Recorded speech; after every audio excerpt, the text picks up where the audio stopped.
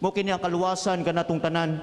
O diya no, before kita nagsugod sa atong liturhiya, no, atong gibinditahan atong mga lukay. Una no, nagkadiriya iyang klase sa mga lukay, purma dinhi. Ambot sa may punto ninyo niyana. Ang uban nagkuwag lukay kay pang-abog daw siyawa. Usa daotan sa wakwak. Unsa pa matinuan dia, no, actually kini mga lukay mga igsoon no. Mo kini no simbolo nato na kini butang nato sa tupanimalay da sa portahan. Kay no gusto nato no musulod atong Ginoong Kristo, atong ginusugat atong Ginoong Kristo. Mo na no lipay ko magtanaw kan mga balay kanaging ng mga no mga lukay nagibutang gyud ato sa portahan. No simbolo man ni natong ginasugat, gina-welcome atong Ginoong Kristo. Di nang iring na maganaana sa tubangan. Yung ka na mga unsa pa na guwan dia mga imahe dia na dili Kristiyanos, dili Katoliko nga pagtulunan. Umo kini no ginasugat nato, gina-welcome nato. Ug karon mangutana kita pader unsa may simbolo niya na nga nang palwa nining lukay dia sa mong kinabuhi isip mga Kristiyanos. Kaniadto mga igsoon katong mga tao nga nabuhi dito sa disyerto, makita sila palma o palwa o kining mga no tanom dito tunga sa disyerto, lipay kana sila. It's because no tunga sa disyerto, kita silag palwa, kita silag tanom, it means that adunay kinabuhi ug adunay tubig. Kini naghatag og paglaom diya silang kinabuhi. Nga isip no, ga-travel sila, ga-journey sila tunga sa disyerto. Ug karon no, mo kini makahatag nila og kinabuhi. Nga no, makainom sila tubig, ilang mga hayop makainom tubig. Ug mo kini usap pod kasimbolo nining palwa no kaniadto ginagamit po ni sa mga tao. Kung adunay gira, human sa gira, kung ilang nasod na daog gani, sugaton nila ilang mga sundalo o mga general, pinagi sa pagsugat na sa palwa, no? Linya na sila, yanana nila mga palwa. No, it means victorious.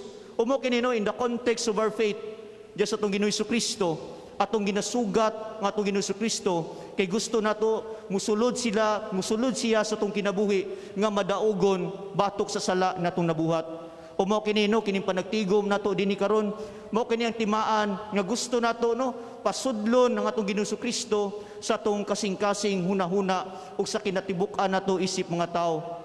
O mo kini no kining pasyon sa atong Ginoong Kristo, nindot kayo paminawon sama sa iyong ganiya kay atong nadungog ang pagpasakit. No lisod kay imaginon atong Ginoong Kristo wa man tay laing gibuhat.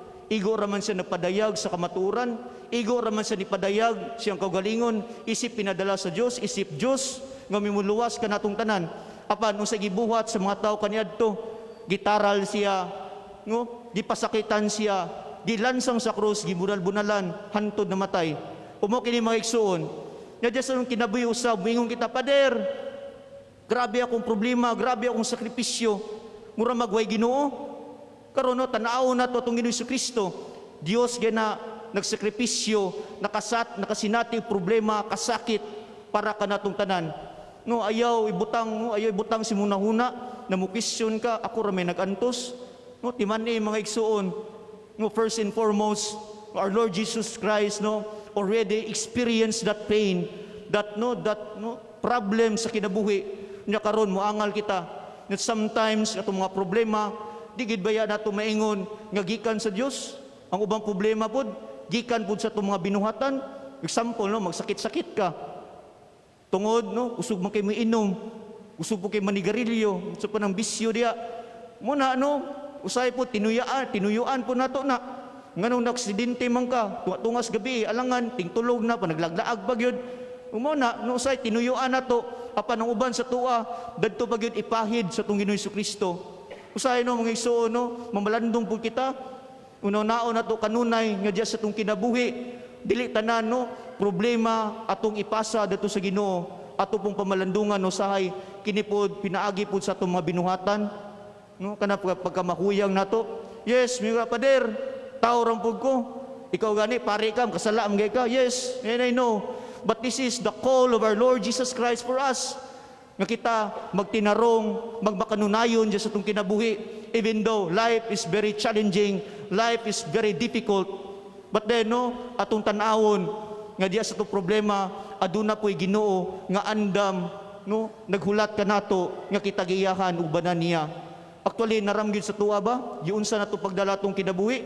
Basi pag tabangan ka diyag mga marites, pandautan ka, libakon kag maayo, daghang kag kalaban diya sa imong komunidad, imong silingan, imong makabikil, o imong mga paryente nimo imong makabikil, apan kung klaro diya sa imong kaugalingon, kung kinsa ka, kung imong gibuhat naka sa matarong, nagbuhat ka sa kababuton sa Dios, ayo kahadlok kay naka sa kamatuoran, o mo ka na giari sa tong Ginoong Kristo ang kamatuoran, paghatag og maayo, paghigugma.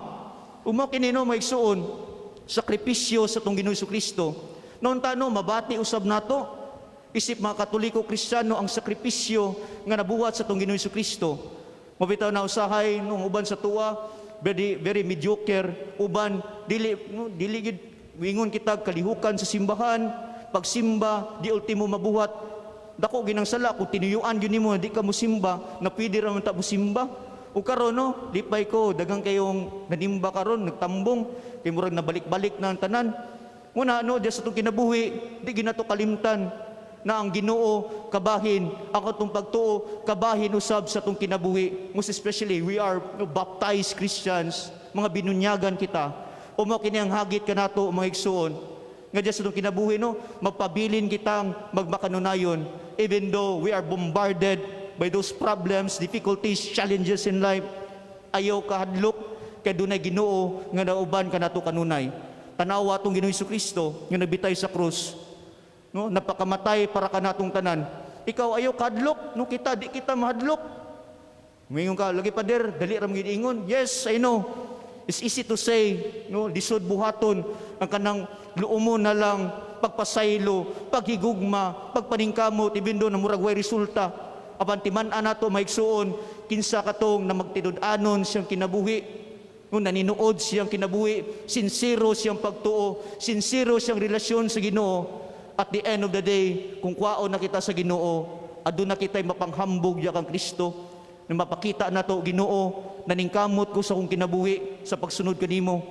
Even though naglisod ko, no, nahagit ang akong pagtuo diya kanimo, wa ko mawali o paglaom, kinagtuo ko na naa ka nga maguban kanako. Palihog manindog. Karon na ito'y padayag ang atong pagtuo. Nagatuo ako sa Dios nga Amahan,